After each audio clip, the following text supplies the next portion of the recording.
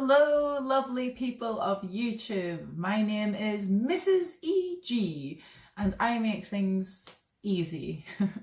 So today I'm going to do a satisfying oil resist watercolor painting. Woo! If you haven't done one before, you are in for a treat. Honestly, it's so fun. And it's very, very satisfying. So I would like to hear if you have done this and if you have found it satisfying yourself. So what you need is watercolor paper, thick paper or card, watercolors, brushes and water, and a white crayon. That is all you need to do this amazing, amazing piece of art. So first thing you do is you get your watercolor paper and you draw an image with the white crayon. Any image you like. It could be a flower, it could be the sun, it could be a cloud, it could be a bird, it could be a bee, it could be anything you want it to be. So once you've drawn that image, the image I'm going to pick is sort of a pattern and some shapes and some little dots and yeah, a few just random patterny things.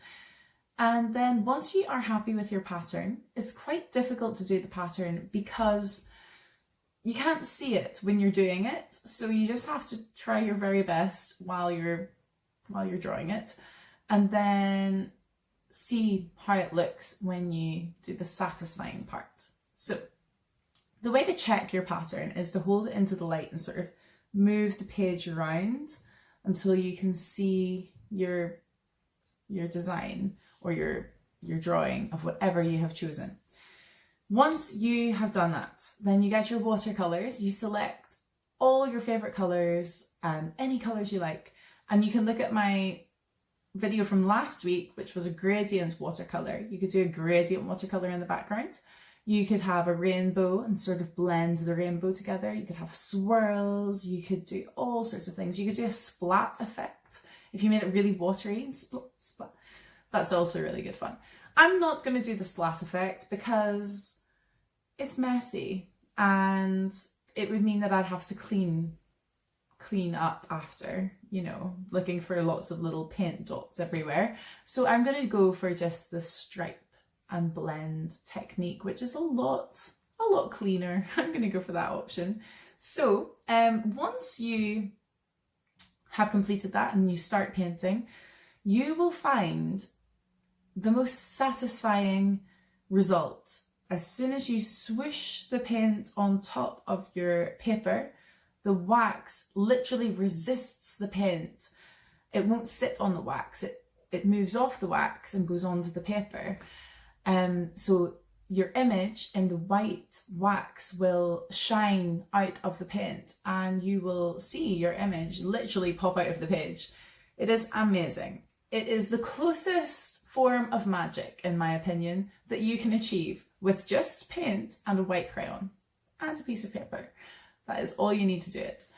So, hello there. It is time to get started with the exciting, satisfying oil resist watercolor. So I've got my watercolor palette just here. I've got my white crayon just here. And I've got my watercolor paper in front of me as well. So I'm going to get started drawing my design. Now, let me see. I was thinking of doing a sort of random design with patterns. Like you can kind of make it out. Can you make out this tiny little circle? So I'm going to do kind of a mandala design. And we'll see how it goes. I don't want to spend too long doing the design because you can't really see what I'm doing. You can just sort of barely make it out. The other issue, as I mentioned earlier, is that I can't see what I'm doing either. So I'm trying my very best to mark out this design. Now it's not going to be perfect by any means, just going to move my page around, but it will show you the amazing effect that this design can have. So around, I've just sort of done a flower design with 2 circles in the middle and then petal shapes around the outside. And I'm going to do some dots between the petals. I don't know if you can see, let's hold it up. You can make it out a little bit. But this part is probably the hardest, trickiest, least fun part of the whole art task, because it's very difficult to make out what you're doing. And I have already made a little mistake. Holding it like this, I can see I've done this petal a little bit too big. So I'm gonna maybe make it look a bit more intentional. Something that I do is, if I do make a mistake, you can work around it and you can make it look as though you meant to make the mistake. That's my top tip. If you make a mistake, just make it look intentional and just try to work it into your picture. So that's the start. Rafiki is interfering already, aren't you? You'll probably see him jump up at any moment. So I'm quite happy with this initial part, and now I'm going to extend it into swirls and curls. Yes, he is playing with my brush already. Not a good sign, Rafiki, don't do that. This is why sometimes things just don't work out when the cats interrupt, as he is at the moment. Now there's lots of wrappers for my paints. I treated myself to these lovely new paints today in Hobbycraft, Winsor and Newton. I'm also using this cool little brush that you get, and it stores water inside it. I'm going to use that later. But for now, my tool that I'm using is a white Crayola. So let's get on with some swirls and designs. I'm going to draw a circle around this design, and it's not as perfect as I would hope. So I'm going to keep going until I'm happy with it. Because as I said, making mistakes look intentional is the best way to deal with them. And we all know that you learn from your mistakes as well. You can see Rafiki's nose peeking in, having a look at what I'm doing. He has been sound asleep, and as soon as I start doing something vaguely interesting, he just wants to come and see what I'm up to. Have a little nosy, literally. He's poking it with his nose. So you can see my design so far. It's a little flower, some dots, and a circle around it. Now I'm going to do another circle around this. I'm finding it slightly easier to hold it up at an angle because the light is reflecting off the crayon. So it's slightly easier to make it out. So I'm going to draw another circle around that circle. You've got to lean relatively hard on your crayon because you want to make sure that the wax comes onto the page like such. Okay, now I'm going to do a little design in this circle. But before I do, I'm going to throw away these wrappers before Rafiki eats them all, because he is currently playing with them and being a very mischievous cat. So I'm just going to put them in the bin, out of his reach, and get back to the piece. I've just seen on the camera that you can make out the design better than I expected, so that's cool. In this one, I'm going to do, I think, like sort of lines. So I'm going to do a wave design that goes sort of round like this, down, round like this, down. And I'm going to do that the whole way around. So round like this, down. It's like sort of like a joint up letter C around this section. Now Rafiki has found something else to play with. Let's just show you what he's up to. There, he's playing with some practice paper and the crayon packets. Oh, dearie me. I do not advise doing your art with a cat. They will torture you and they will get in the way of your artwork. They always do. Hopefully he'll get tired. Oh, he's knocked it over. Hopefully he'll get tired and go back for a little snooze very soon. but it doesn't look like he might. No, he's rubbing his head on the camera now. Rafiki, this is very unhelpful. I know you want to assist, but you're really, really getting in the way. Honestly, Amigo's sound asleep, being very well behaved cat indeed, and he is just being very mischievous indeed. And now I can't get my camera back on, so let me just bear with me for a second. There we are. Nope, that's not worked. Let's try that again. I'm ever so sorry. This is the first step. There we go. Now, I still haven't finished my little C design, but you can see it. Oh, Rafiki, we're going to have problems. Why are you so mischievous playing with the camera? I hate to do this, but he's being so disruptive and naughty that I think I'm going to have to put him to the other room, because I think he wants to draw a picture and he's not going to let me draw one. Are you, Rafiki? So bear with me one moment. Rafiki is going to get put in the living room. Aren't you, Rafiki? Yes, you absolutely are. Oh dear. Bear with me. There we go. Rafiki is back in the living room where he's not going to be as mischievous. So I'm going to get back to the design.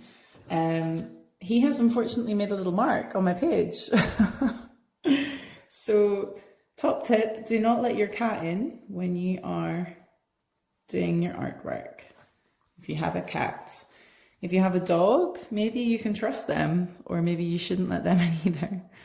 But I think he just wanted to join in, bless him. So I'm quite happy with that C design around the circle. Here we are. So I've got the flower in the middle, the circle, another circle, the C design. I think I need a bit more before I do the watercolor effect. I think I'm going to do some big designs around the outside in a sort of petal shape. You can sort of see where I've just drawn there. So let's continue to do that around the outside. I'm going to move the page a bit more. Oh no, my Crayola has snapped. Never worry, you can still use a small Crayola. Actually, it's slightly easier using the small one because I can push a bit harder and I'm not so worried about it snapping. So let's see. Okay. Now I'm running out of room at the top because I've done it slightly off center. So this one's going to be a little bit smaller. And as I said previously, if it doesn't quite go to plan, you can usually work around it and still make it look really, really good. That's what I'm hoping for anyway. For your benefit, I hope that this does turn out well, so that you've not wasted all this time watching my video. Right, okay, here we go.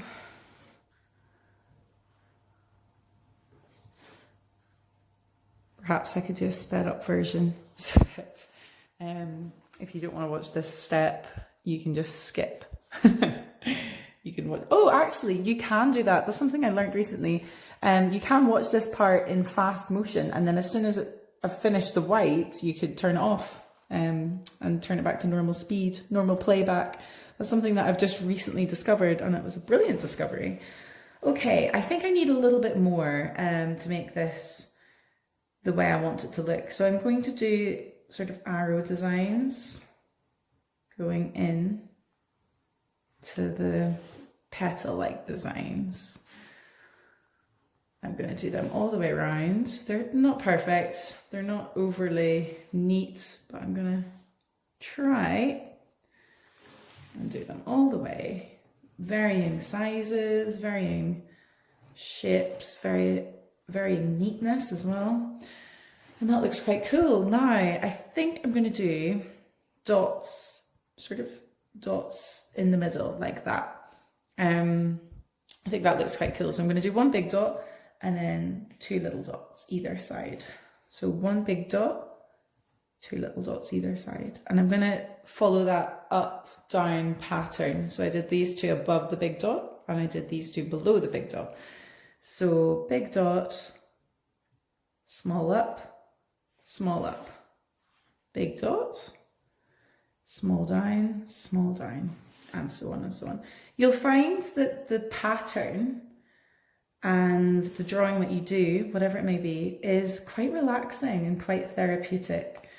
I always find drawing to be relaxing and therapeutic, but this technique is probably one of the most relaxing ones that you can do. However, when you can't see what you're doing, it is a little bit difficult, but I'm sure you guys will do an amazing job. Okay, so this is looking pretty cool. I'm almost ready for the satisfying part. Oh, this has worked out brilliantly as well because the pattern has worked the whole way round, which I'm pleased about because I wasn't sure if it was going to. In this little corner over here, I'm going to write Mrs. E.G. as neatly as I can. Mrs. E.G. Some of you might not know that my full name, my full teacher name is Mrs. Elliot Gibson, but I think Mrs. E.G. is much catchier and much easier to say, so I go with Mrs. E.G. So I am happy with my design, and what I mentioned earlier was that you could sort of tilt it in the light to see it, but we're going to do something even more exciting. Oh, we are going to get the watercolors. I've got some extra water over here and we're going to get started.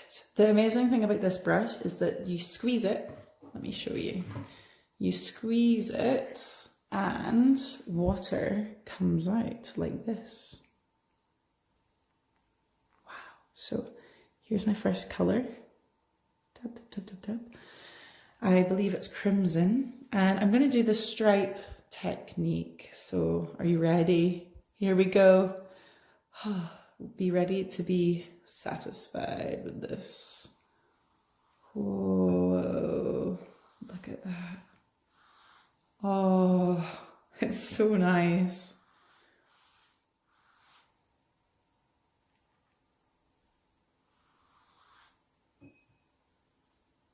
Squeeze the brush. Oh, isn't that just amazing? Honestly, I forgot to squeeze my brush, so I didn't have enough water there. Let me show you. Whoa. I'm not going to go all the way to each edge. I'm just sort of going to stripe it like that. I just think that looks absolutely beautiful. And if you run it down the page, you can see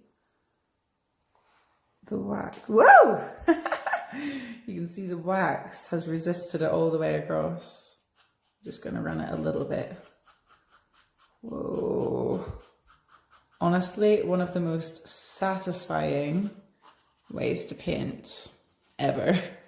So that's a cool start. Let's move on to a different colour. Let's go to blue this time. And I'm going to do it the opposite way. So I'm just going to flip it around and start dark at the top and get paler at the bottom. Ooh, that's very dark. So squeeze, get the water. And now watch the satisfying part. Whoa. Oh, look at that. Wow. Now, I wasn't even, at the time, I wasn't even that chuffed with my design, but as soon as you put the watercolor on, it turns into an actual piece of art. It looks absolutely amazing. And that's the wonderful thing. Whatever your design is, as soon as you do this effect, you have made something stunning, something absolutely beautiful. So here we go. I'm going to sort of blend those two together a little bit to make it sort of purpley in the middle. Wow. because this is a sort of red and this is blue, and those two colours together make purple. So this is almost like a pinky red, like crimson shade. So it's made a very, very pretty shade of purple in the middle. Wow, I am delighted with this. I hope you're finding it as satisfying as me. Now the next colour I'm going to go for is a lighter colour. So I'm not sure if this will be as satisfying, but hopefully it will. I'm just going to smudge this pinky bit out of the way. There we go, smudge, smudge, smudge, smudge. The amazing thing with watercolour is you can do that. So next I'm going to go for yellow. And can you have a guess what colour, when I blend the yellow and blue together, what colour will be created? You guessed it, it's going to be green. Whoa, the yellow's nice actually. Check out the yellow. It's a very, it's quite an interesting shade of yellow. It's very lemony. It's very lemony yellow. So that is nice. Oh, I like it. I hope you guys are finding this as satisfying as me, because let me tell you something, doing this is so therapeutic and so satisfying. I'm having a marvellous time. I just hope that you're enjoying it too. Now the yellow is good, I like the yellow. However, I think the other colours are slightly more effective, but I like having a mixture of different colours. Now, after the yellow, I think I'm going to go to a sort of different shade of blue. But we'll see how this looks. Whoa, wow. Whoa, I love that shade of blue. That is beautiful. I'm not sure what that one's called on the watercolor tub, but whoa, I love it. So once you have a little experiment with the colors that you like, you can simplify your next one and you can just use your favorites instead. But I do like the effect of having lots of different ones. Now, the water inside my little paintbrush has ran out, so I'm just going to use this water for the rest. I might top it up as well because it's quite fun squeezing it and the water coming out. Now, I think there's space for one more colour. Difficult decision. I think I'm going to go for a purple. No, not this purple that you see in here, like an actual purple shade. So here we go. Let's have a go at this. Now, there's less design here. There's just a little bit at the edge. Wow, I love that shade of purple. That is absolutely beautiful. Whoa. I think I will use more of this colour in the future, definitely. So I'm not going to go all the way to the edge, maybe just a smidge more, like here, and I get a little bit more interesting, the colours and the technique. So if you want to add sort of splattery effects, you just use more paint and less water. And if you want pale, washed out effects like this little section, you use more water and less paint. And that is the rule of watercolour.